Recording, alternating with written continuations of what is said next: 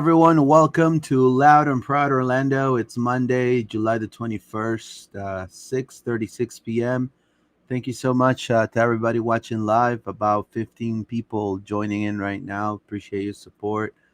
I'm here with John. My name is Luis Carlos Pineda. I'll be your host today. We're going to be discussing today. You know, it was a good game for the Lions. I'm going to admit we'll discuss all of that and more. We have tonight for you the review of the Revs Orlando City Lion win 2-1. We'll be discussing All Star OCSC, what's been happening with Pasalic and with Alex Freeman, the OCB loss against the Revs 2, and we're also going to be previewing Columbus, and we're going to do score predictions.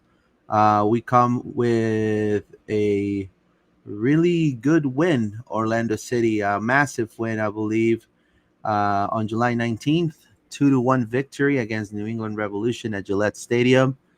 They ended a 4-game winless streak. They earned their 10th win of the 2025 MLS season. The Lions did.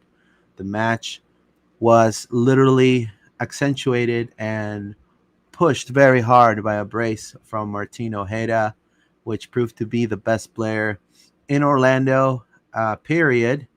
And obviously, the Lions demonstrated a lot of a better resilience showing for sure, a little bit of better tactical discipline and finishing, 2 goals to overcome New England Revolution that are struggling in their form, and they extend their winless run to 8 matches. Refs out. That's what a lot of people are saying right now over there in New England. No clam chowder for you. So we're gonna be discussing all of that. I'm here with John. John, how are you, my friend? Good to see you. Good, bro. How are you, man? I'm glad we got the W. I gotta say that we needed that W. That's the main taking point from this. Fantastic. Josh Stahl says, "Let's go about the win. Hopefully we can beat Columbus." And Oz is saying, "Hands up." Thank you so much. Appreciate it. With Oz, thank you so much for your support. So we also had there was some comments on YouTube that leaked. I'm gonna read them right now, real quick, if you don't mind. They're not showing on our system here. They're from another person who's watching the show or watched the show at least. Hold on 1 second. Let me pull it up real quick. In the meantime, John, tell us how did this game make you feel?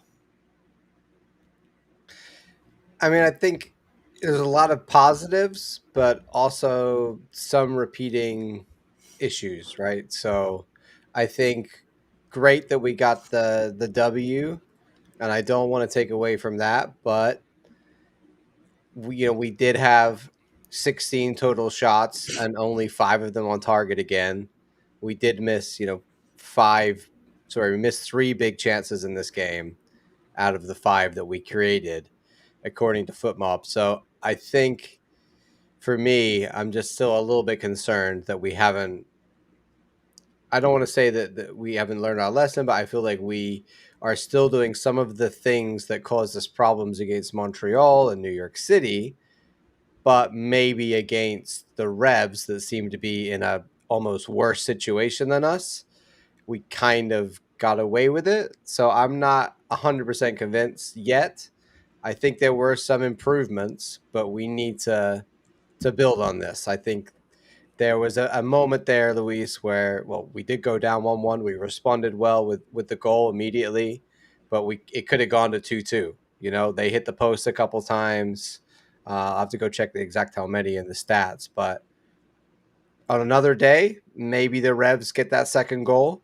I would have liked to have seen, a third. We need to have a 2-point buffer, 2-goal buffer, at most points of the game. Even really the end of the game, maybe for the last 10 minutes you can shut it down, but I felt like we kind of retreated a little too early again, and I was very concerned that we were going to end up in a 2-2 situation, which is kind of like what I predicted. And it wasn't, if it wasn't for the post, I think, or maybe the fact that the Revs just can't finish, it could have been. Yeah, I mean, well, to me, I feel like at this It point, wasn't. I want to say that, but I'm playing devil's advocate here. so to me at this point, you got to take every win you can. So, um, I understand that there's no game that's perfect, and there's probably a lot of the same situations happening with the team. But clearly, at the moment, it's again, yes, I'm not convinced, just like you are with certain things, but I can build on this. I feel like I can take this win, and then without screaming bloody murder that we need to fire everyone or we need to just focus so much on the stats. I can definitely see, okay, let's see what you can do with Columbus. Now if with Columbus we are minute 65 and we're winning 1-0, and then it's minute 75 and we're winning 1-0, and we're playing against a top 3 team in the MLS, then yes, you want to finish the ones that you have. Yes, you want to play offensive, but also, you also have to understand that playing defense at that point is also an option too, especially against Columbus. So at this point, I feel like the team just needs to focus on just trying to treat this as a like tournament, one game at a time. I do feel there were a lot of improvements from some people that were criticized in the past. I feel like Ivan Angulo's game was spot on. It was one of the highs, I believe, in this game. He carried the ball. Some pundits say he played 7 out of 10. He had a high work rate. Martino Ojeda, of course, Edward Atuesta as well. And there were some lows, and we're gonna probably dive into those in just a few. Pedro Galese, unfortunately, that goal by Chankalai was all on him. I do want to say he was, I believe, partially at fault because he was being at his near post. Luis Muriel also, and again, that's another question a lot of fans were having too, and I wanted to your opinion on it. I think this Muriel, experiment, I think it's done already. I think he had the least passes for the whole entire team in this game. I think he had 42 touches, like really zero involvement on the attack, and less than 50% of completed passes in this game, I believe. So I think his performance was just lackluster, John. I mean, if you want to start with that, I don't know. I mean, I'm doubting, what's are we going to get a striker on the under 22 slot? Even though we all want a left back or a wing back, you know, um, I'm not ready to put all my eggs in Muriel's basket. You know what I mean, sir? Yeah, I mean, Matt Doyle clipped this moment. If you put it up here, and I'll show everybody. Uh, and this was what really frustrated me the most about Muriel's performance in this game. Taifi came on, is having a great game for Phenomenal a game by young Taifi, by the sub, way. Yep. killing it at OCB. And this moment here in particular just really frustrates me from Luis Muriel. So I'll play it and then we'll talk about it. Tuesta surveying. Taifi in behind. No takers again. Wow. I just feel like, it's the 82nd minute. We're up Yeah. 2-1. He's still on the pitch. He shouldn't still be on the pitch. Like Yeah. he's 60 minutes and he's done because he doesn't do anything late in games ever. So I think that's one. I think I put that on Oscar for leaving him out there. 100%. 100%. We are limited on strikers, so maybe there's a little bit of grace there. But Taifi's ball across is so good, and he doesn't even. There's not even a thought of like I can get to that. He doesn't try to sprint a little bit. He doesn't slide. He could dive. He could do something, and it just for me screams that right now this is the guy. And Matt Doyle's been talking about it for a couple of weeks now on his on his armchair analyst column, and this week, particularly, it's just very evident. We've been talking about it, Luis. Yeah. He's not providing. I think there are some good things he does in the buildup as the nine. Like he plays the false nine role fairly well. He had a decent first like 30 minutes in this game where he was connecting some passes, but he drops so deep to do that, and then that means that basically Ojeda is then the striker, because like in this game you saw he gets ahead of him as the striker. So Muriel comes deep, kind of hits the ball, maybe takes it in, cushions it, lays it off, or gives it off to somebody on the pivot who's going past him, maybe Pasalic or Ojeda, but they're all in front of him. He's never the leading guy, really, very often at all. And Oscar, I don't know if it's him or whether it's Muriel, but he seems to be being used in this way as like a, false nine, like deep, like 10 kind of thing. And it just doesn't, for me, do much. And he's not providing goals. And in the beginning of the year, there was some goals and it's dried up. He hasn't scored since Miami. We talked about that last episode. Yeah. So I'd rather start Enrique. I'd rather, like, Angulo's looking better again. You don't need to be starting Muriel right now. Like, use him off the bench, have him as a secondary guy, put him in for the less important games. Enrique should be the starting nine right now. with the current form of Luis Muriel, and again, take this with a grain of salt. Next game, he could score the winning game, but that's not what I don't think that's what John or me are saying, or a lot of the fans in Orlando City are saying. I think what we're trying to say is we want consistency from Muriel. If you're going to, I mean, not necessarily you have to score every game, but at least, like John was saying, try to score, try to assist, have a high assist, ranking, or at least try to show some leadership and some huevos. So part of my French, you know, and I'm 110% with John on here. Typically, I feel like Oscar possibly is trying to put a lot of faith in him because of how much he was valued, and he's probably the highest paid player in the team. And he's trying to make it produce. You know how Oscar, since he arrived to Orlando, has been trying to change some players that kind of fell off the wagon, change their careers. He did it with Galesa when he first came from from Peru and from Mexico. He did it with Alexandre Pato and Anani, and so he took their careers to a different level. I think with Muriel, he's tried, he's trying to make it work, but I feel it's now on him now, and I feel like he just does not, he doesn't really fit. It makes me miss Erjan Kara, guys. Like Erjan Kara, when I saw that too, I was like, Erjan would have scored that. You know what I Yeah. mean? Yeah. Like, I mean, he's not being the striker, right? Like, at all. So I think that's the thing. When you think about strikers we have, Muriel is not right now being the striker. Like, he's doing other things in the team, yes, but he's not the striker. So he's not providing goals. And that's why we bought him in. And this game was particularly bad, man. Like, he has like 0.03 XG. Like, that's yeah. horrific. So, He was dispossessed 5 times. I think for me, that's a lot of where I see the issues as well. Is later in the game, like when he's more tired, they feed him the ball, and he's too often too slow with these one-on-one opportunities where it's or like a 50-50 ball where he hasn't quite secured it yet.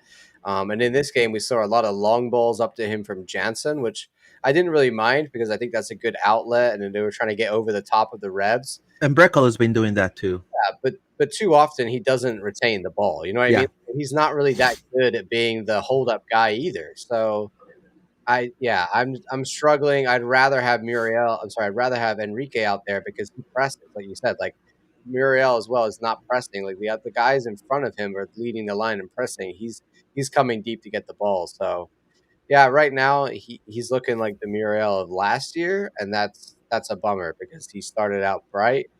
So he needs to figure it out, or he can sit on the bench, in my opinion. Yeah, we're going to be running after this. Leagues Cup, we're going to be essentially, going through some tough matchups for Orlando. And like John was saying, we need consistency and we also need stamina because, look, he loses the ball, he tries to get it, and if he doesn't get it, he goes back into his position. He doesn't run back for it. And if he tries to run back for it, he's tired, So we just, it's just not working out, you know. Unfortunately, it is what it is now. But I'm gonna read some comments and then we'll dive in even deeper. We'll talk about Pedro Galeza next. F. Think they lose all leverage in selling Muriel if he's completely benched. Might be hoping to pump and dump the Muriel stock. I agree with you on that. That's a great comment by F. It I could be think, the case, but it's not working, is it? yeah. I mean, they're hoping that probably he'll score.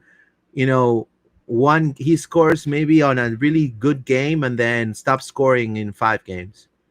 And then he picks it back up. So, we just don't really. If we really want to contend, if people are wanting to contend, want this team to contend, you need somebody that's going to be the perfect partner for Martino Hayes. So, like you're having tale of two tales. You have, compared to Ojeda's dynamism and how he meshes so well with the entire attacking third, Muriel's performance was just lackluster. So it just doesn't fit what the team is actually wanting to accomplish. It says the team could really use a forward over 5'9". Yeah, I agree with you. I think there'll be a lot of talks, I'm sure. What's up, OC fam? Thank you, F. Guille Garlo says Muriel is an all-star. There you go. Josh Tall, Ojeda should be an all-star, and Atuesta play very well. I agree with you, my friend. Definitely agree. We should be up 2 goals a game, like John said. Yes, win every game that you can. Start Enrique next game, he says. So, yeah. So another player that he had a relatively quiet performance was he only had 4 shots on target. He made 3 saves. He had a really massive save also that he saved it, and then off the rebound it hit the post. So I mean that could have been, like I said, a 2-2 result at that point. um the point blank save on Peyton Miller in the 74th minute to preserve the lead. And then, as we mentioned, I feel like that Chankalai equalizer. So Chankalai comes in, and again, I don't know if they've watched film of him before. At least I remember Chankalai when he used to play in the Argentinian league for Racing, and he will always do those type of shots from distance, very close to the near post. And in this case, he did exactly the same thing. I didn't think he was really gonna do it, but I think also the back line. Maybe that was before. I'll go back a bit. So yeah, I think it was good overall from him. I think what's also funny is everybody was talking about how he, maybe took one to a certain area, right? He went down at one point, and everyone was like, "Oh no, Pedro took one for the team." But I think when I watched it, it looked to me like he closed his legs right before, but maybe in classic Pedro style, he goes, "This is a good opportunity to buy a little time." By a So little I time. don't know if that was really right in there or whether he just wanted to do a little dark artsing. But yeah, there were some great saves in the second half, and he kind of kept us in it. And another day we might have lost it, Luis. No, I agree with you. I mean, at the end, Orlando really hunkered down. And again, look, I take the result 110%. And I feel like now every single game is gonna. I mean, look, the fight in the East is really complex. And right now with Inter being on fire and a lot of teams, it is a race not to fall so behind from Inter Miami too. So we Orlando needs to keep up and keep winning. As many games as they can on this run of games. Now, let's talk about the good performances. Now, let's start with Ivan Angulo. You know, a I have a feeling Ivan Angulo had a conversation with Oscar. A lot of pundits are giving his performance 8 out of 10. He had one assist. He was the highest worked player in the whole entire team. Uh, they called him. He was an effective dribbler, right? He really was a nightmare for New England's defense, especially on the left flank. And obviously, he assisted Ojeda on that second goal. He beat multiple defenders to set the game winner for the Lions. So, um, I personally I feel we need to keep seeing that Ivan Angulo, whether and he's done this before, whether he's not scoring but at least giving assists or just being that player that's going to attack and defend. And I think he's doing so much better at that, attacking and defending, helping defending and marking players. He was a nightmare for a lot of the for Carlos Hale and for a lot of the really really dangerous players that they have. So proud of him. I can't say enough. I think he it was one of his best games. Thoughts, John? Yeah, he played really well, man, and I think he's listened and learned that I don't know what it was earlier in the season, but he can perform well, and I think that's for me a lot of the reason that I'm not pushing for a left winger, because I think at times we've seen Angulo be really effective for this club. So it's more about him doing like he has been the last couple of games, being consistent, being the Angulo we know. Maybe not always trying too much. I don't mind if he tries to go through guys and shoots a game, and he misses once a game. He just can't do that constantly, right? He has to, a lot of the time, I think, pass more than he shoots, just because there's better finishers in this team. But if he can be that guy who gets up the field and gives assists every game, that's invaluable too. So I think Angulo just has to know who he is and perform the best that he can do. And this was much better from him, much, much better. He got 23 out of 26 in accurate passes, not being sloppy with the passes at all that we've seen in the past. Like games before this, he got an assist. That's now one assist and one goal. So he's finally, I don't know if he's coming alive, but he's performing as the Angulo we kind of expect. So that's good, and hopefully he can retain his position in the team. And like I said before, that means that Enrique can just be a striker, and other guys we can rotate around. Don't have to fill in at left wing. No, for sure. I think he did tremendous. I think he did great. And again, he just needs to keep it up, man. The road is gonna become tougher as it gets, and we need the best version of Ivan Angulo. Indeed. Let's do some more comments here. It says it would definitely be a confidence booster if we win Friday. Josh Dahl got to score 2 to 3 goals. Well, I don't know if. I mean, I would love to score 2 to 3 goals. I just want to win at this point. I really. That's the way I see it. It's my personal opinion. I think like look at Chelsea and how they won the Club World Cup. Like no one saw it coming. Like, they take it one game at a time. Again, it is to me. I think we're in that position now, and we have some gaps, and I think the team is gonna. I think the coaching staff and the front office are gonna have to make some tough decisions. Because Muriel is not working out at all. I feel he needs to come in like maybe minute 75, maybe just to kill the game. So we need another striker. I think that's really what it is. I don't know if Justin Ellis is going to be part of that at all. It'd be cool to see him in the first team for sure. But we have one under 22 slot available, according to Ricardo Moreira. Alex, 10 games left in the season, 7 games against teams above us in the table. It will be very difficult to retain sixth place.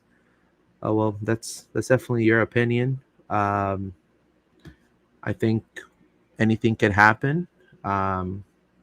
If not, I'll just, we'll call it a night and just turn the light off and just leave,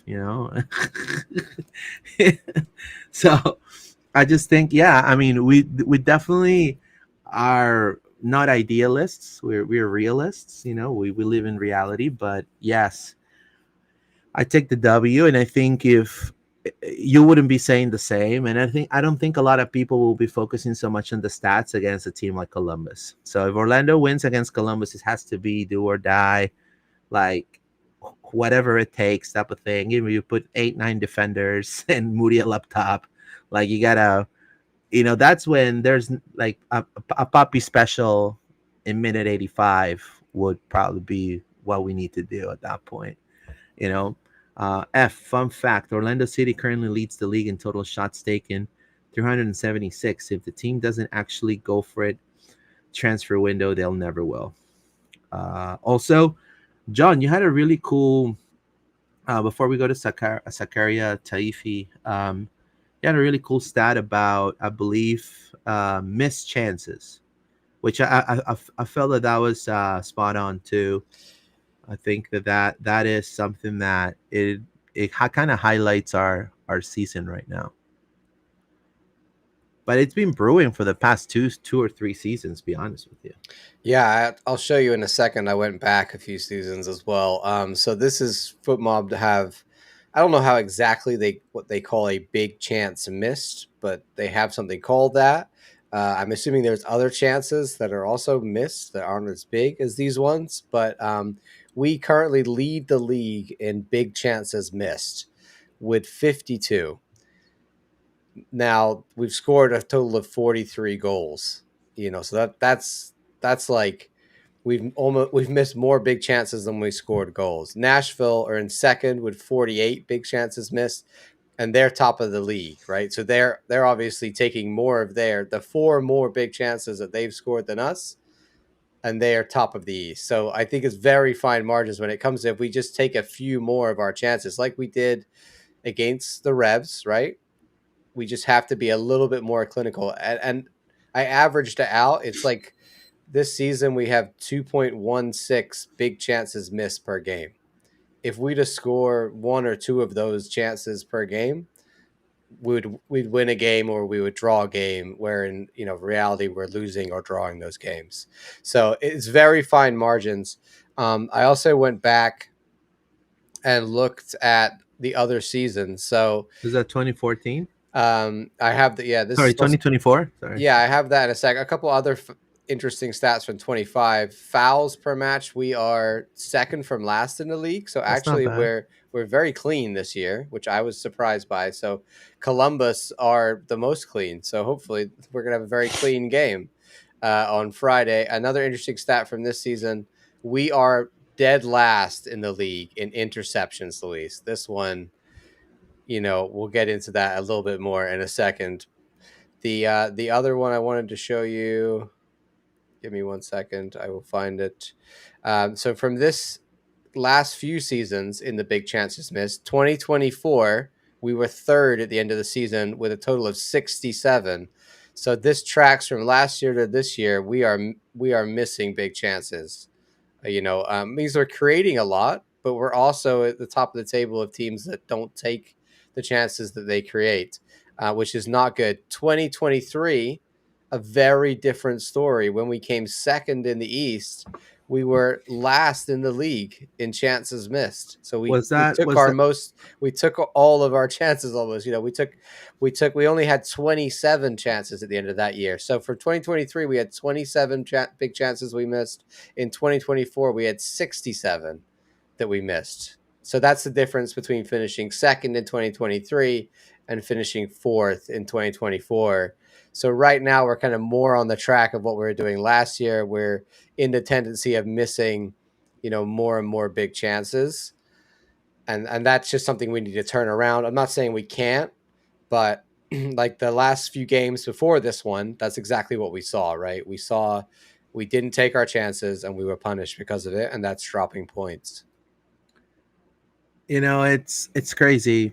It's insane. And I remember 2022, 2023, people made this whole fuss about Erjan Kara doing this, and then calling him that he sucked and all that stuff. And Now we also had, you have to understand one of the reasons when you talk about interceptions, that is huge. And that to me, and I say with all due respect, I feel it's a dip on Cesar. That double pivot of Cesar and Wilder, it's not there. No Wilder, Now bro. No we Wilder and Cesar performing like he is. yeah. I'm shocked. Will 6.8 yeah, per game. Wilder, he is a dog.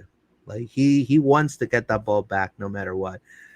He's not as poised as Atuesta. So Atuesta and even Gerbe, I will say, even though Gerbe to me defends a little better than Atuesta, be honest with you, I feel Atuesta and Gerbe are better. How do I say this? They're better footed players. So they're like more clean, more crafty with their Yeah, feet. they're ball players. They're not Yeah, they're necessarily less, yeah, they're ball less, winners. Yeah. yeah, they're less bulky, they're more flary at that point when it comes to the mid.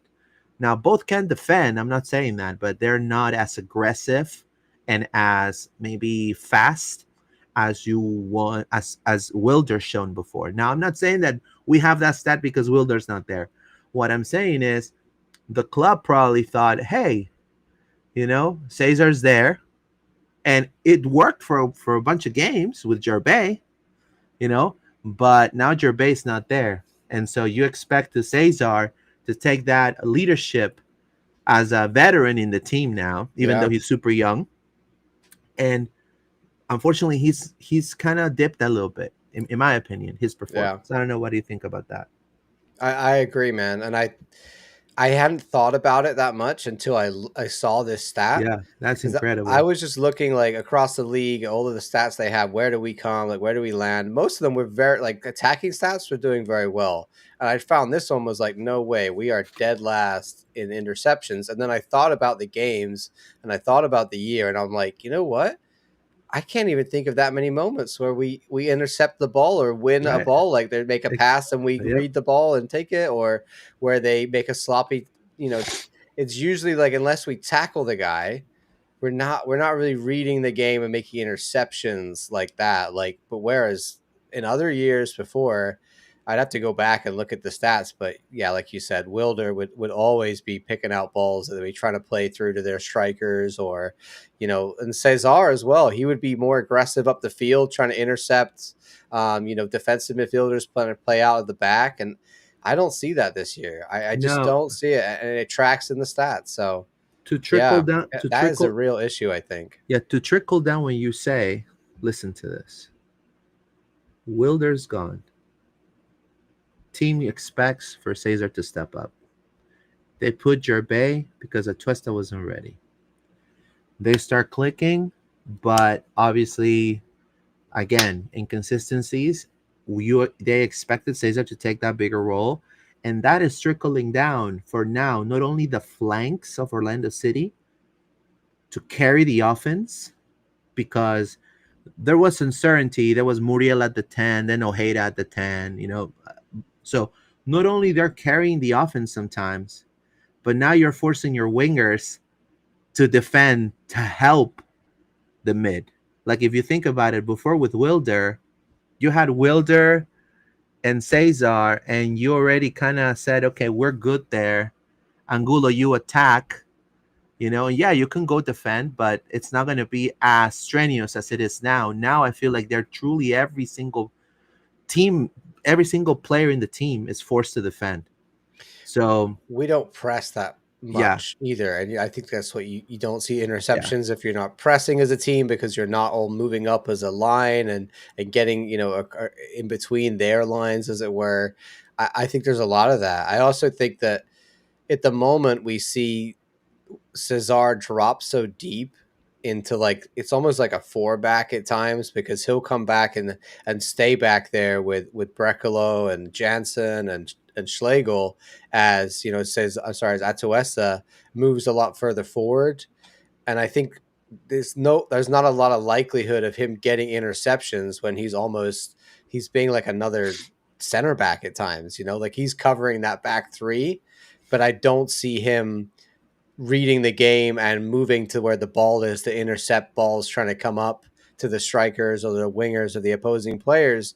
I just kind of see him floating around waiting for us to win the ball back. Maybe they come straight through the middle and he wins it, but I don't see him being aggressive and really going and hunting down the ball, which is kind of his main job out there, right? Like, I think we talked about before, Cesar is playing for, I don't know, maybe he's already checked out of this club, Luis. I don't want to think that, but he as the window opens, he could potentially make a move. I don't know. I think on a free. I'd have to check the MLS rules, but he's 6 months out. I believe teams should be able to bid for him this summer to leave in the winter if we haven't locked down another contract. I don't know what those talks are. We haven't heard anything, but yeah, maybe Cesar is 1 foot out to the club already. I hope it's not the case, but he's not playing like he really wants to be here next year. We just need to get, if, look, players come and go, right? And I have a feeling based on, I guess covering the team a lot. I just feel that Wilder, it is an option on the cheap because they're going to probably restructure his contract because he's been sidelined.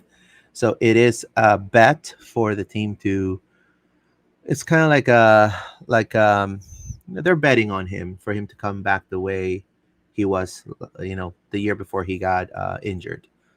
Now I feel like with Cesar, I think he's a new dad, and I've been a new dad. Again, I'm not trying to make excuses for the guy, but I just feel like, and this is happening a lot, and I think Guille here says a lot of truth. The entire team needs some more cojones. The entire team needs more. Look, Muriel is a veteran, played in all these clubs, but I don't sense any leadership, any edge of him, and he should have some. Pedro, he can only do so much being a goalkeeper. You have Jansen, he doesn't even come into the post press conferences when the team loses in a bad way, especially at home. You have to put Alex Freeman. So the players, look at about the players that are truly right now honing the team when it comes to performance. Freeman, a kid, literally. Dagerdan Thorhalsen, Brekalo, Martin Ojeda. And now, so everybody knows Martin Ojeda, guys, he's showing a lot of leadership qualities. He actually got this result for Orlando. He literally did something that I know people are gonna take this the wrong way, but I don't care at this point. Look, I saw more drive in that man's eyes than I've ever seen on Facu Torres. The way he carried that team, because the Revolution were coming too, and this dude him and Angulo carry that team, and he scored 2 goals. Atuesta as well with that pass in the first goal.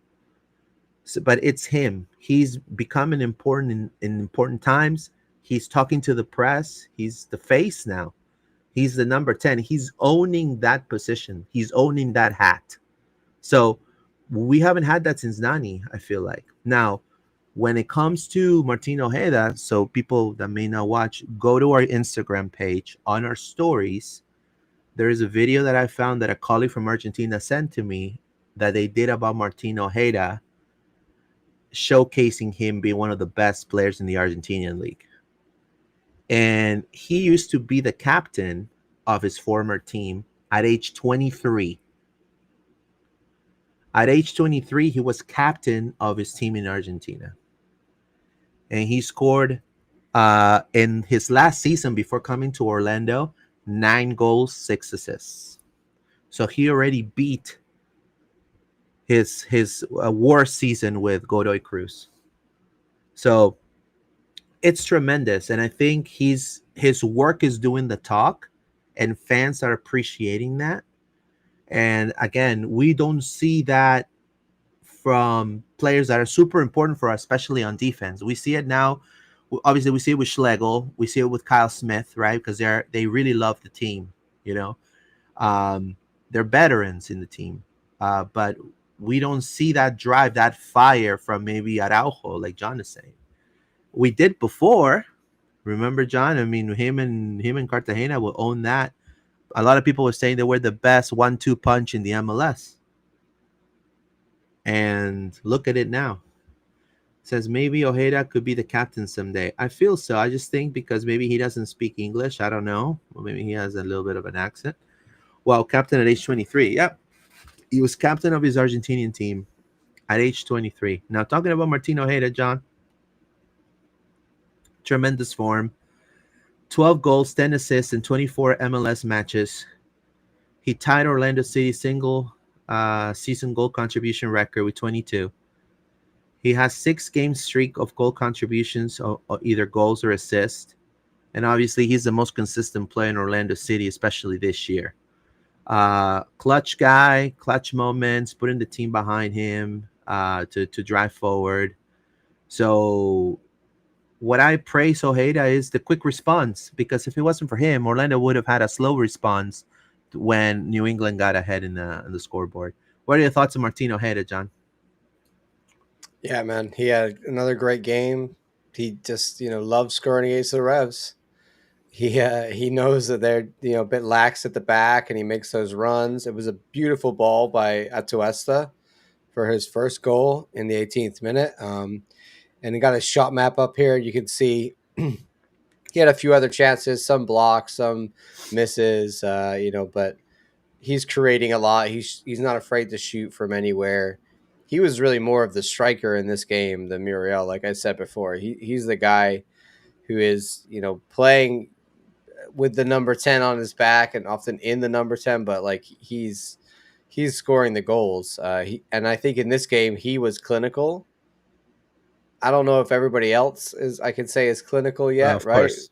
Yeah. Marco had a few chances missed. Alex had another chance and put it over the bar. There was a few other wasted opportunities. We talked about Muriel, but Ojeda said, no, I'm going to take my chances. And he made enough. He didn't get all of them, but he took enough of them. And I think that's the thing right now. If everybody else can do what Ojeda's doing, and Marco definitely can. We know that. He's just got to find his scoring boots again. I'm not going to question his abilities or anybody else in the team. I think Alex, I will say, is had a couple opportunities there now where he's whiffed it right over the bar. I was a little disappointed that he didn't play in Taifi in that one opportunity there. I feel like they have a good relationship, but I would have liked to see him maybe make the pass instead of shooting that far out. But hey, that's me being hypercritical. On Taifi, I do want to talk about him because tremendous game, by the way. he came off the bench. We had Kyle Smith and Santos at the 90th minute, but it was the 77th minute when Zachariah Taifi came on. We've talked to him a lot about OCB and what he can bring, but I think a lot of people really would like. This was the first real experience they've seen of him in the first team, or at least enough minutes and making enough impact for people to go, wait a minute, who's this guy? We know he can play right wing. He was moved to right back. Like Freeman, he can play either one. And the two of them were really good at OCB. He just came on and had a good, strong right wing performance. He just ran at guys. He was in space. He got the ball. He had that great cross in that Muriel decided he didn't want to go for. So, yeah, I think shout out to Taifi, and he had a great game, and hopefully he's going to get more. And it's interesting that he was the one of all the subs that Oscar went to in that moment. 110%. Super proud of Taifi and how important he's becoming. We need to see more minutes of him. I think the League Cup's coming up, and again, I asked people of Orlando City. With all due respect, no, I understand the money's good, but no one really cares about the Leagues Cup. I personally, I just feel like what the fans want is wins at home, and wins. Every single win counts, and they want to be again fighting to get to another conference final and possibly an MLS final, and hopefully get a trophy. And with that, I'm going to read some comments. F says, best offense in franchise history, and this team is playing poorly.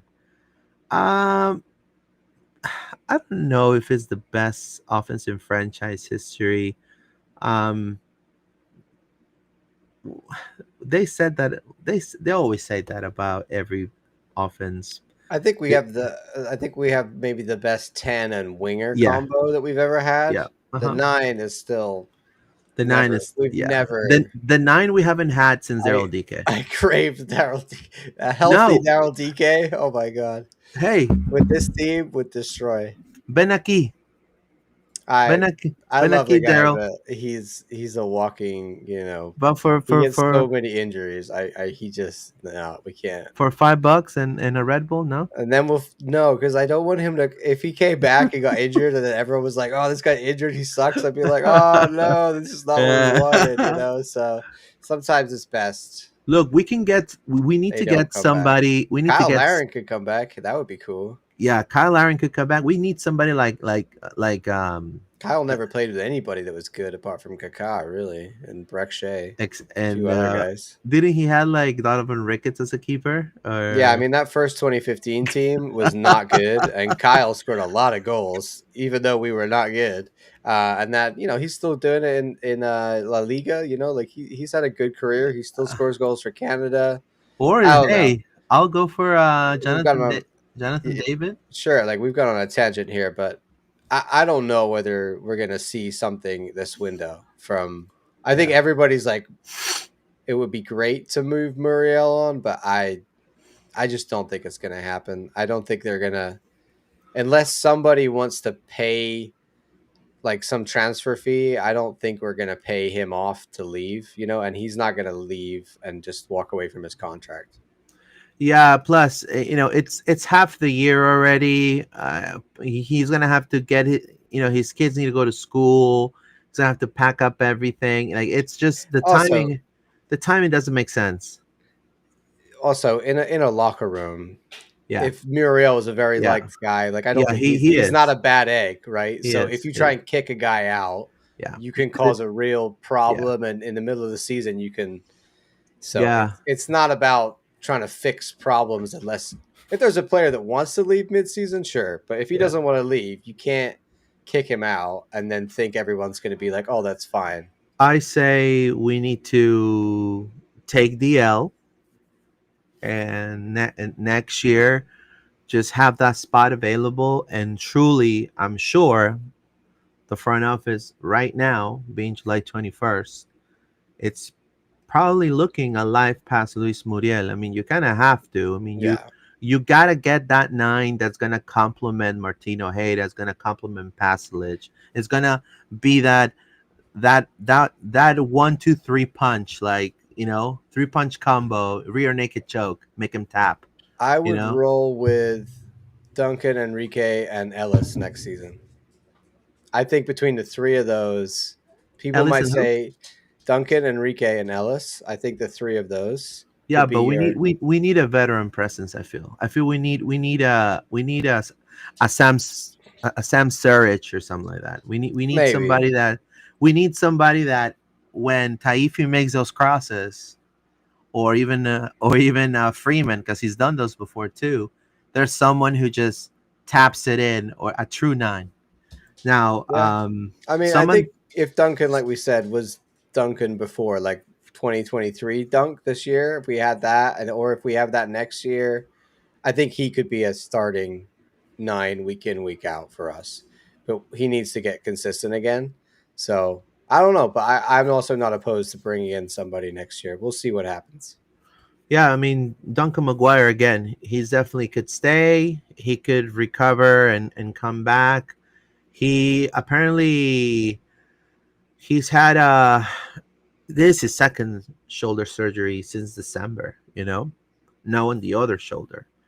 So McGuire has shown an ability to come back and return on a quicker timeline than expected, but clearly, we need someone that could be a mentor.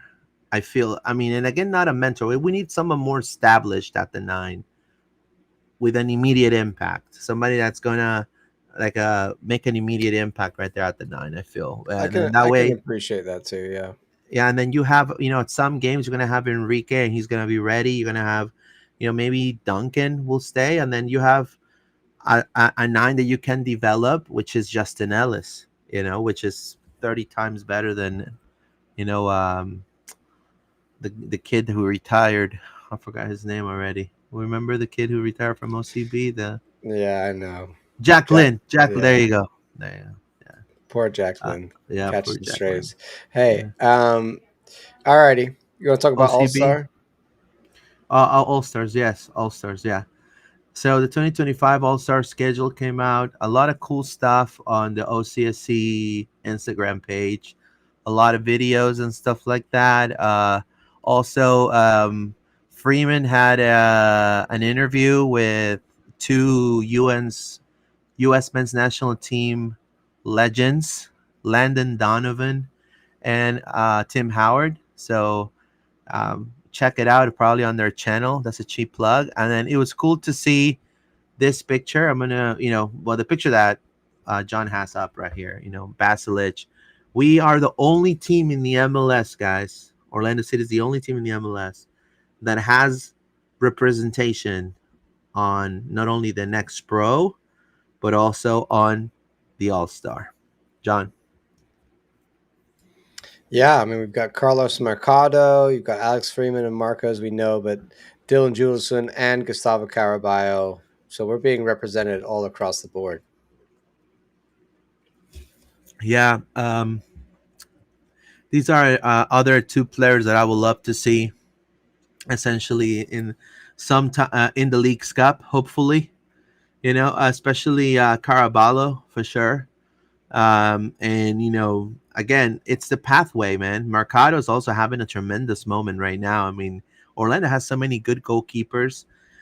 And I'm saying this, and I don't want to get too ahead, but Galese, you need to, you know, every game, like you gotta be a pulpo, my friend, because right now I guarantee you if he decides to browse around, I mean, you have Mercado and you have also um, um, Otero, and they're two great goalkeepers in my opinion as well. So Yes, indeed. Some exciting news about this. So if you want to, you can watch these guys play in about an hour from now. They will be playing in the MLS Next All-Star game at 8:30, and you can see on the roster here in the East versus West, which is how it should be for the main. I I don't know. understand. I don't know why. I don't know It's why like, they do this Mexican. I'm they sorry. give us East versus West, but it's only an Jesus MLS Next Christ. Pro. Here we have 2008 born Gustavo Caraballo and Dylan Julison for the East, and the coaches for both East and West.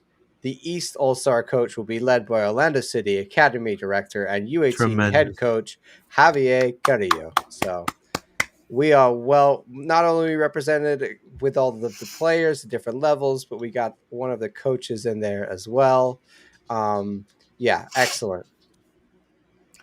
How proud it is. Like, no one in Peru is talking about this, but this should be something that needs to be noticed with Peruvian media.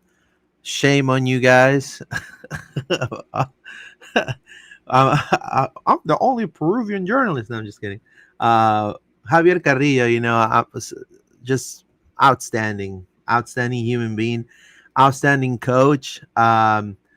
He's a lion. He represents his team well, and I'm just happy he's going to represent the entire league. So that means that, I mean, look, you have Orlando City coach, and you have two pivotal players in the MLS Next Pro. What does that say if you look at the overall branding of Orlando City and what it is? I mean, this is huge. This is the future of the league. Essentially, it's Orlando's huge part. It's a huge part of the future of soccer in the States. That is bigger than sometimes even results. If you think about it, I mean, um, so I can't wait to see those two players grow and hopefully make it to the first team and get minutes with the first team as well, especially Caraballo, which I think he's ready, 110 times. With all due respect, I mean, he's readier than Nico Rodriguez. With In some ways, yeah. yes, he's with all due respect. I think Nico Maybe needs not physically, but like he's more yes, effective. mentally Yeah. he's yeah. So look, I'm super proud. This should make us all proud that they're representing not only Orlando but Central Florida, and they all live here. So it's phenomenal, 110%. Yes, here's the picture of them, the All-Star squad, Alex Freeman in here next to Marco Pasalic, all of them. It seems like a good time.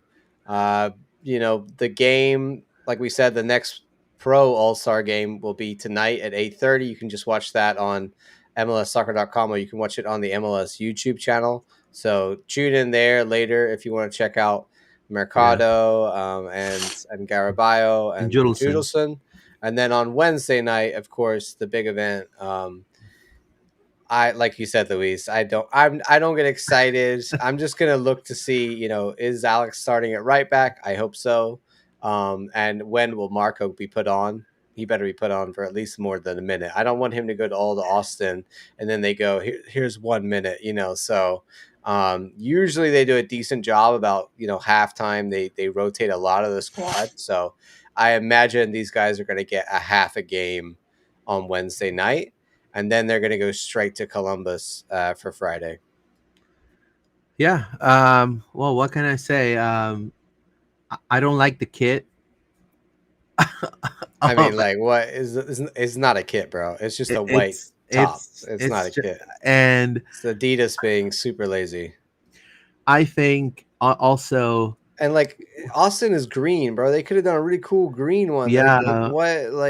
or like one Like black. they usually theme it over where they are and the club that they're at. No, they should. You know what they should do? They should. Okay, Austin hosted. They could have the green benches or whatever, but it should be East versus West. Everything stops in the league. The front offices gets to enjoy the game, go in there, get pampered, all of that good stuff. And then who was the champion of the MLS last season? So you use the colors of that champion. I feel like that's the way it should be.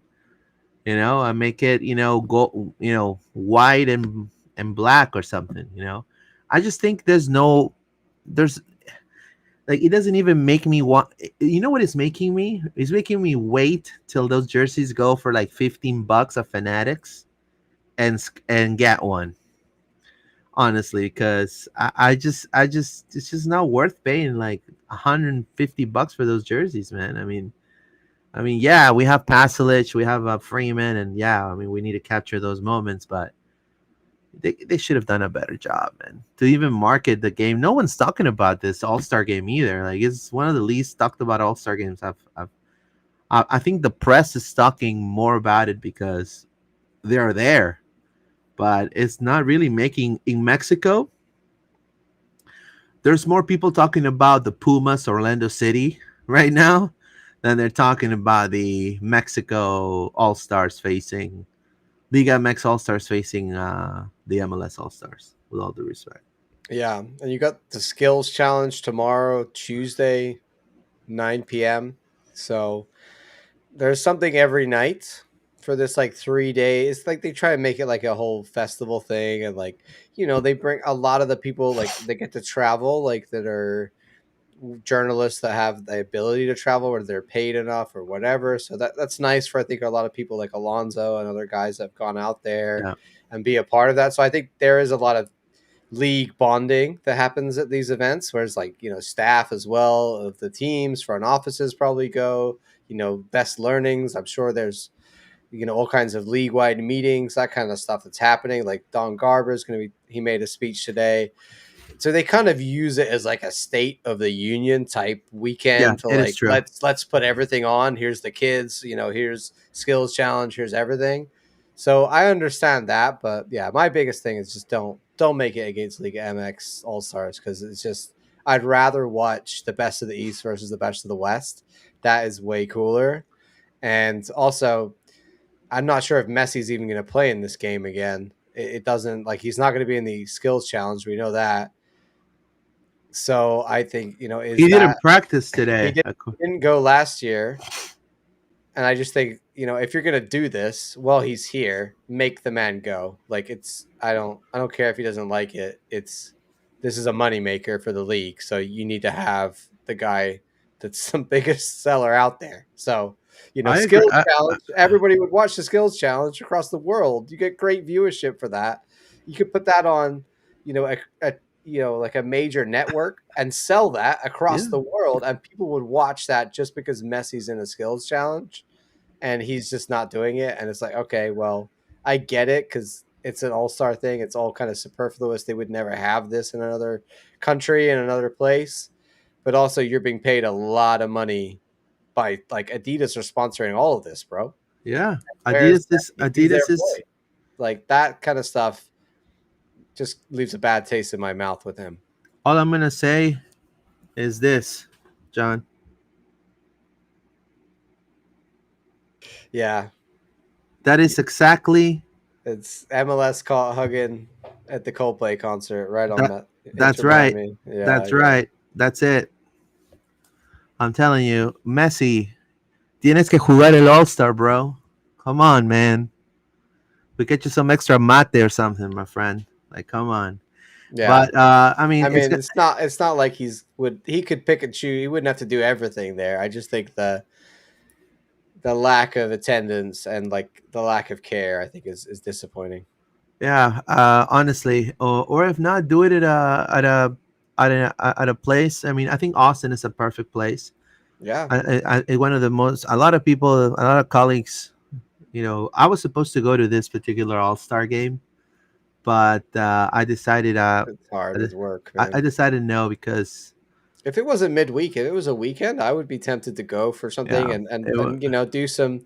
For us, it would be helpful. We could meet other content creators, meet other press guys. You know, that's always interesting, but it's difficult midweek to do, I think. So the other thing is, I'm not sure about whether the idea of an all-star really, like, appeals to a lot of these more foreign players. I was impressed that Marco, like, it seems very, like, happy to be there and was, like, really excited about the opportunity and stuff, because that's something that, like we said, they don't know what that is. Alex is like, okay, I understand what an all-star is. You know, he knows what an all-star is. But so these guys coming from Europe, the guys coming from South America, it's a bit more of an alien concept. So it's, for some of them, might take the Messi approach. And I'm proud to say that our guys, not only they get selected, but they genuinely seem like they're really excited to go to this and be part of it. And that made me happy, because I didn't want to think the idea of them going to do something they didn't want to do. And, you know, like we talked about, All-Star is what it is. It also speaks volumes on how Marco betted on the decision of coming to the MLS wholeheartedly. It was his decision of coming. He could have easily gone to Portugal, to any other team, Denmark, even the Bundesliga 2, if needed be, after Rijeka. And he decided, hey, you know what? I'm gonna give this MLS. I'm gonna go to America. And look how he's in the Croatian national team again. He's scoring goals. He's happy. I think he's meshed very well with the whole entire team. And the few times I've had the pleasure of speaking to him, he's a standout guy. So, yeah, very professional. He seems like a really great guy. Whoever scheduled this in Austin, Texas in mid-July should be sued, says F. Super annoying. That's why all the games everything's happening at 9:00 at night, you know, because it's so hot. Super annoying that our game against Columbus is on a Friday and they got Alex. It's in every freaking event this week. There you go. Can we do a watch along for Mercado winning whatever a goalkeeper war is? Yeah, that'll be a skills challenge. Yeah. So Mercado is it? Why do they only do it with the next pro keepers? Right? No, they should do it with the normal keepers. I can't remember if I feel like they only do it with the next pro. I don't know why I think that. Is that true? I can't remember. But yeah, definitely Mercado is in the goalkeeper wars, which is a crazy thing that's like from the 90s back in MLS, where they just put two nets really close to each other and just kick the ball at each other. Vega, thank you, Vega. I'm excited to see our boys playing in the All Star game. Thank you, my friend. Jeffrey O. Tagliafico as our left back will be pretty nice. Oh yeah, he'd be perfect. He'd be great. Or Aubameyang. Aubameyang as a striker. Aubameyang, do you like Aubameyang? I don't want Aubameyang. No, thank you. But he do the flip, man. With Duncan, they can He's compete. like 39 years old. I'm out. We This don't we don't want another Muriel situation. we get him for like 500k 500k. This is what do you think about Oscar subs? Sis? What do you think about Oscar subs? Um, lately some of the subs are not making the impact desired, and I feel that's really a bit of a hindrance for Oscar. Before he had players like Gong Ho to score. Like you had Ramiro coming up the bench, ready to go. But I think overall, I think it's been fine. Do you think Jensen will keep the armband next season? Ooh, Um, I don't know, man. I really. um, I love Jansen, but I don't think Yeah. leadership is his strongest. I think he is a leader, maybe that we don't see as much like behind the scenes, but I'm not sure I see it on the field in moments where I want him to like shout at other guys and tell them what to do and be that kind of leader. And I think we need a bit of that. Like think about the way Nani used to lead the team. I don't know if we've had another captain or even Mauricio. Mauricio did more leadership than what we've seen recently, I think. Yeah, I agree with you. I think Mauricio did a little bit more, and also Nani as a captain, I think, was phenomenal. Obviously, um, you know, I don't know, man. I don't know. I don't know, my friend, if Jansen will even be here next year. I don't know. We'll see. Who But knows? talking about some free agents, for strikers, we should start looking into that. Maybe Anthony Marshall wants to come down to the MLS. You know what I mean? Maybe.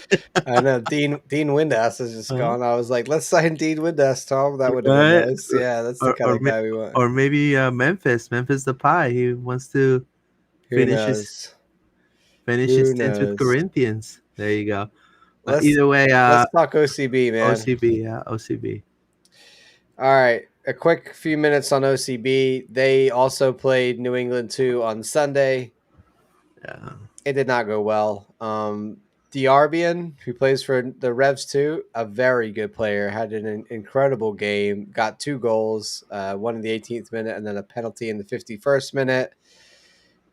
We had some moments in the second half where we're kind of coming back into it. Like possession wise, we did reasonably well, but if you look at the shots, I mean, we only had one on target all game. No big chances created. It was a fairly tight game. It they won 3-0, but it was tight in the stats. They just took their chances. They had chances and took them. We had a lot of possession, but didn't necessarily create enough good quality chances.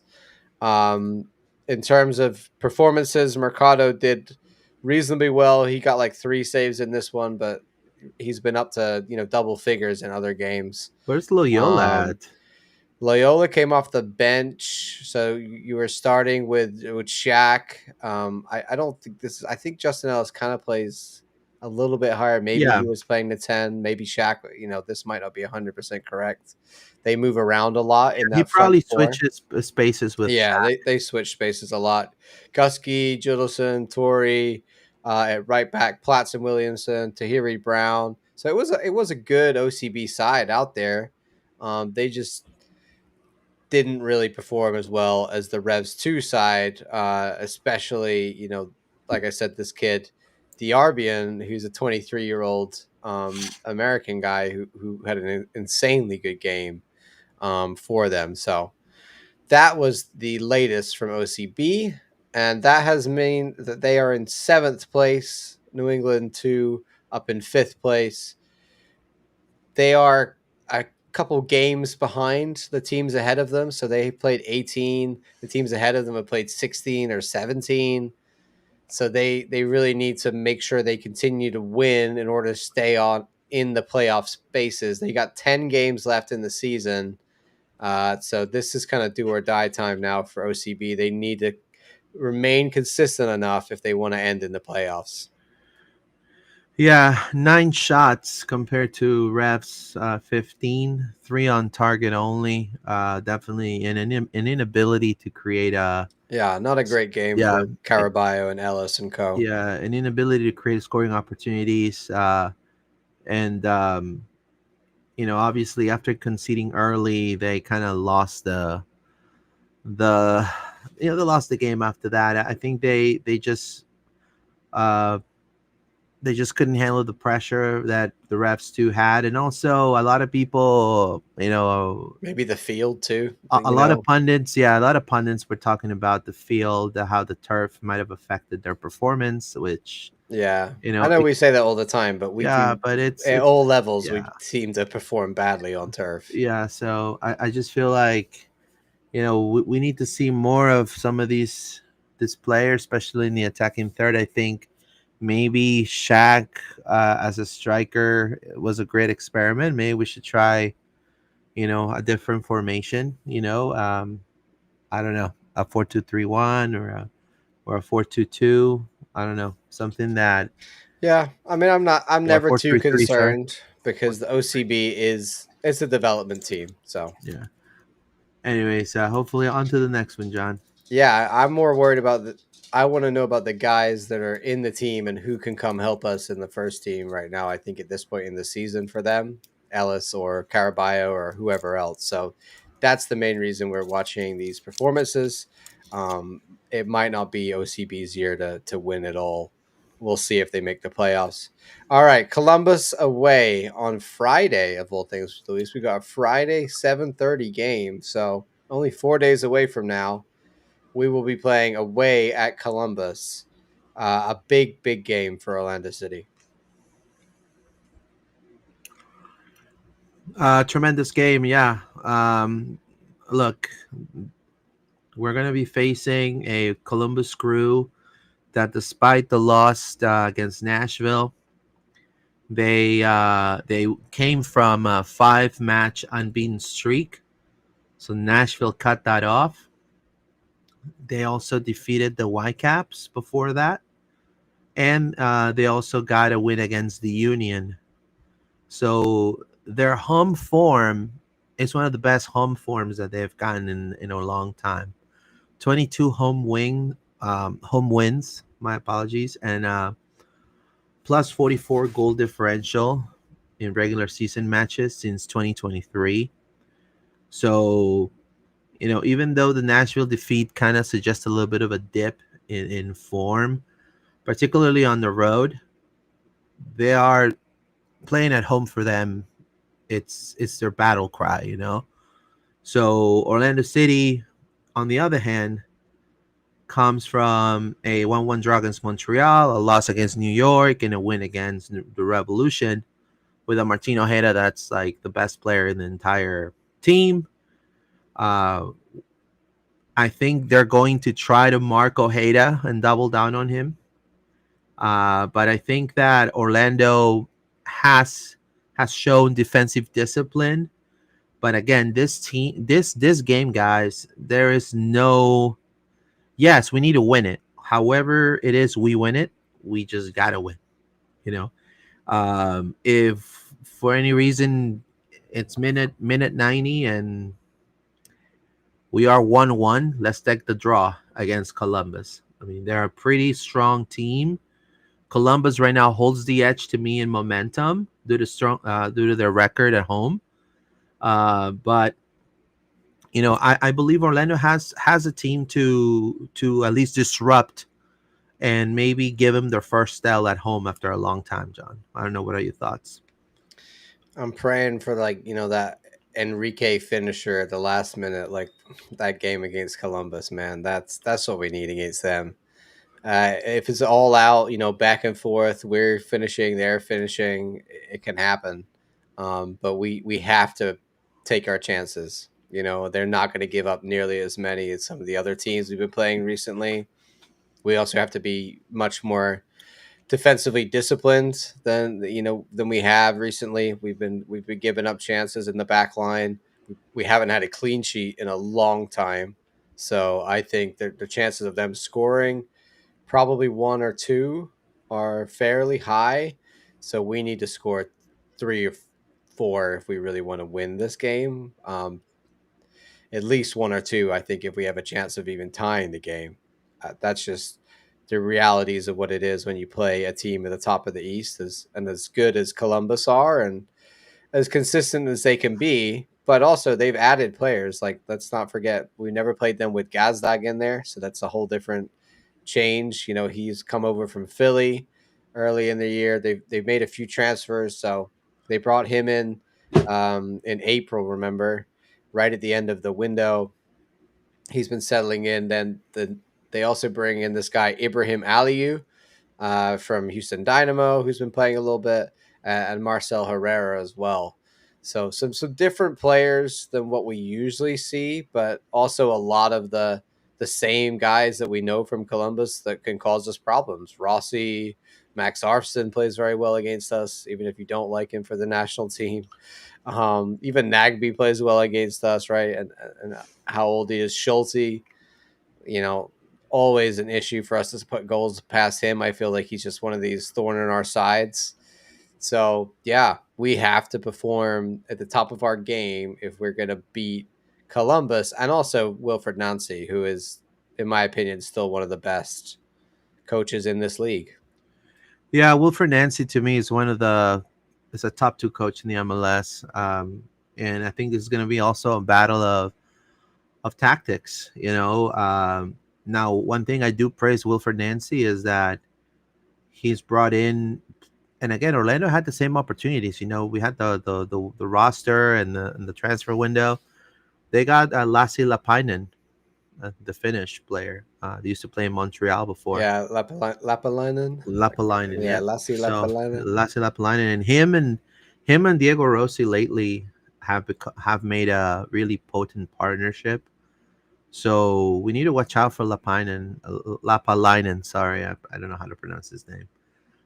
That's that, and then obviously Diego Rossi's form is just outstanding. I mean, he's the heart of that team against Nagby. So it is important for them not to win the midfield with a player so solid when it comes to interceptions like Nagby. So Cesar, my friend, you gotta wake up and smell the coffee, my bro. You need to have the best game in a long time in against Columbus. I mean, a win against Columbus will be massive. I mean, we'll be one step closer to just kind of say, hey, we're here. We're Orlando City. We're climbing back. Watch out, Inter Miami. I don't care about you and the MLS flirting with each other like at the Coldplay concert.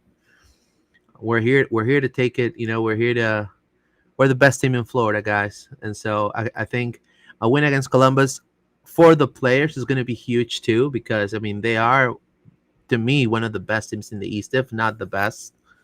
And they're just a very complete team all around.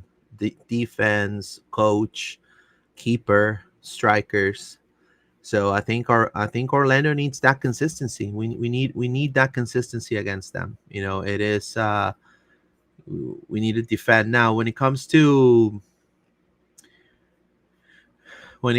any there's no I don't have any yellow card accumulation or anything like that yet when it comes to I don't think so. No.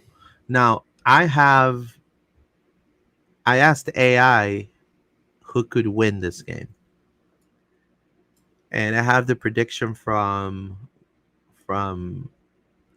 ChatGPT. According to ChatGPT, it says here, who would win between Columbus Crew versus Orlando City? And ChatGPT responded, I favor Columbus Crew to win, likely 2-1. Their home dominance, 31 consecutive capacity crowds, and a league best home record since 2023 gives them a significant advantage. Despite the Nashville loss, their attacking trio of Lassie, Lapalainen, Diego Rossi uh, exploit Orlando's recent defensive lapses, as seen in their stoppage time concession against NYCFC. Orlando's reliance, look, listen, Orlando's reliance on Martin Ojeda for goals makes them vulnerable if he's neutralized, and their away form has been shaky. Columbus' ability to control possession, example 76% against NYCFC, and create chances, 10 corners versus NYCFC, should overwhelm Orlando's defense. However, Orlando's counter-attacking threat could keep the game close. Man, we're gonna be taken over by robots at this point. That to me spot on. Um, I mean, it's spot on. I mean, I would like to be 2-1 Orlando for sure. I don't. Yeah. I refuse to lose, my friend. But it's gonna be a tough game. It's gonna be a true test for these guys. I mean, you guys. This is where they have to put. This is where every single the time. A lot of people get frustrated about every time they go into the post press conference. They say they didn't want to lose the game and all of that, and they're still. So this is the game that will shut a lot of people up. I mean, technically, I mean, if the players are watching this, if you really want to shut everyone up, beat Columbus. That'll be the start. And then I think we'll come out saying, hey, guys, sunshine and butterflies, rainbows, it's going to be great. So, but it is possible. Let's win it. It's also, if we're looking at the table, Inter Miami have 3 games in hand.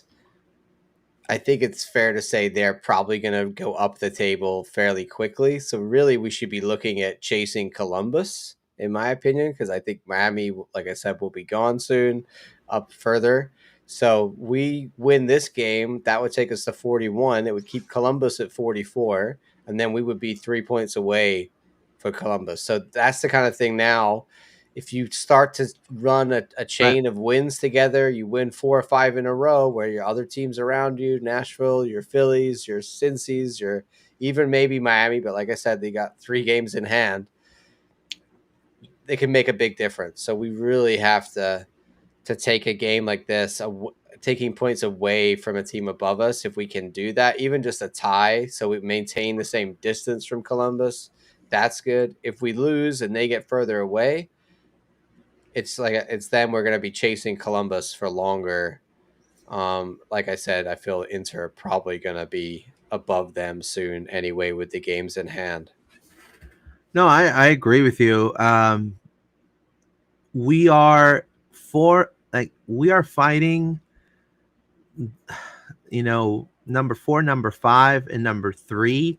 Those are teams that if we really want to be up there, top 3 in the league, or at least try to aim into there to go against Cincinnati for the Supporters Shield, or we want to win games in further than what we did last year, we need to beat these teams. We need to show that we can beat Columbus, we can beat Philly, we can beat Nashville, we can beat Cincinnati. And it doesn't matter how. It doesn't matter if you did tiki-taka, if you had perfect passing accuracy. What matters is the W. Even if it's a butt fumble, or even if it's a hand of God. Sorry, John. Even if it's you just gotta score it. You just gotta score, and you gotta show edge. I think that's what's missing in this team. You gotta show some edge, some willingness to just do whatever it takes to win. And I think that's what's been missing lately. You have info on Cesar? Yeah, just F's comment saying I think Cesar is F. 1 yellow away. Yeah, so this game, if Cesar gets another yellow, then he'll be out. I guess it ties over to Leagues Cup. I would assume it does. I think so. It ties, so it goes through the Leagues Cup. I think it does, because it's still an MLS competition. Like, what would they do then? Suspend him for the next MLS game? I don't know. Yeah, I'd have to check on that, but I think it would probably go to Leagues Cup. Maybe not. Maybe I'm We wrong about that. I don't know. I have to check. so Um, Gerbe, I choose you. Gervais is sadly still out with thigh Thigh, based on last. I would love for someone to tell us what is going on with Jerome Gervais. We Jaron. You're more than welcome to hit us we up on can't, no, Instagram. Tell don't put us. him in that situation. It's not his job. But anyway, yeah, if he's back, great. But I'm not gonna hold my breath because thigh has been going on for a while. So yeah, we got to use the players we have. There's also another question here from Spicy Gnocchi was asking, where can I find the time and All Star? So Oh, here, the All Star game will be on the MLS YouTube YouTube channel, channel. or you can just go find it on MLS Soccer. It'll be on the homepage. You can find this link. It'll start in 20 minutes. So it'll start at 8:20 our time, according to the stream here. So that'll be 7:20 Central Time where the game is being played. Thank you, Spicy Gnocchi. It's been a while. You haven't commented live usually. Appreciate your comments. Appreciate all your input. Thank you so much for watching. F. Wow, they've only lost once at home all season, and it was against Miami in April. That's what I'm saying. So Yeah, it'll be a massive win. I think people underestimate how, Columbus are like missing a really good nine, and they'll be the Columbus that they always are, right? Like they got rid of Cucho, but they haven't really missed a step, have they? No, it's because the pieces that they're adding into the team, it fits the system for Wilfred Nancy. And again, these are ready, they're MLS ready players.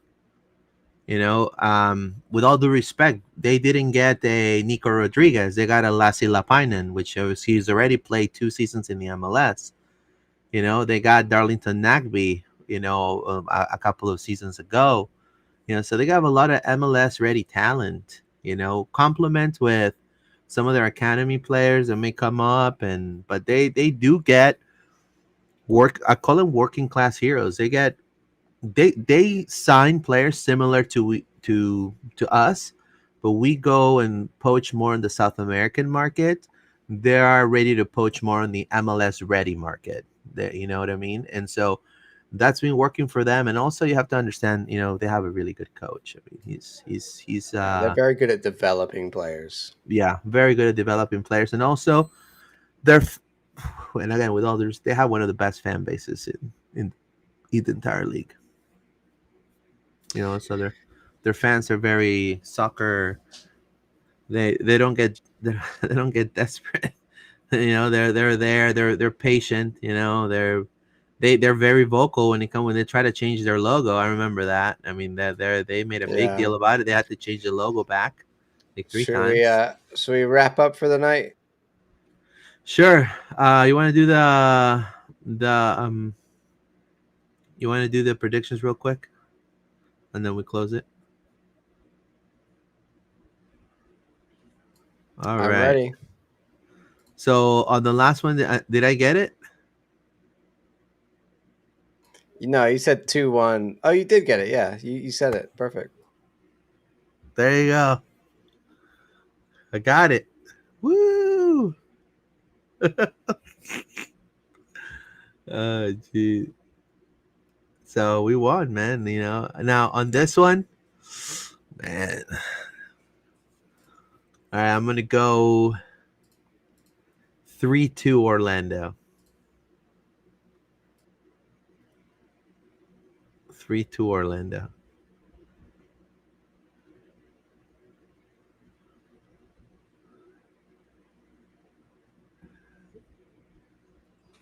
I like that. 3-2 All right. Orlando. I'm going to go, I think 3-2. If we're going to win, I think 3-2 is the most likely, or like 4-3. Like it's going to be a lot of goals. I'm going to stick with my 2-2 draw. I think we get Okay. that. All right. I Okay. think the similar game, but Columbus can score goals. I mean, it'll be a great win, guys. It'll be a tremendous win. It'll put us right back on track. Everybody's gonna be singing "We Are the Champions" by Queen. It's gonna be great. So let's hope that we're able to get this W against one of the top contenders in the league. Because look, I was watching El Trafico a couple of days ago, and that was honestly a garbage game. Like I would rather It's watch 3-3 chaos. Yeah. it was bad. But anyways, And we've got to think about, Leagues Cup is coming up on Wednesday, so yeah, I'm hoping there's no rotation. This game will go all out and then rotate for Wednesday. I don't want to please see do. I don't want to see saving guys for Leagues Cup. Please no. This game is way more Like important.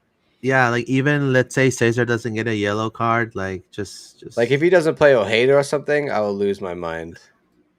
like we should look if Leagues Cup, we should have the kids play. Be honest with you. Let's do a mix. Put Dagger in. Put Yeah. Santos in. Put Kyle Monday in. we'll do a Leagues Cup Yeah, lineup for that we sure. feel like would be nice to see. I don't know if we'll see it on Wednesday, but we'll do one anyway. Do you mind going 100%. through the socials, Luis, and then we'll get Yep. out of here? We are on Apple Podcasts and Spotify. This episode will be on there as well. X at LP_podcast, Instagram, Facebook, YouTube. Thank you for your support. It's been over 80 people live today. And don't forget, you have also John's channel, Forever a Lion. You Yeah. want to talk about your latest? Yeah, go Uh, check out the latest one, came out last week with Dennis Chin. So if you want to hear all about some USL stories and one of our top scorers in the USL era, great guy, still around the club, go listen to my interview with him. Just type Forever a Lion on any of the podcast platforms and you'll find us.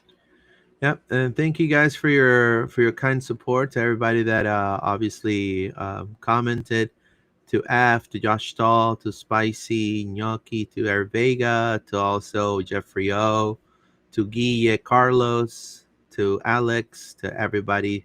Again, thank you so much for your support, and vamos Orlando. Take care, guys. Vamos, Have a good Orlando! one.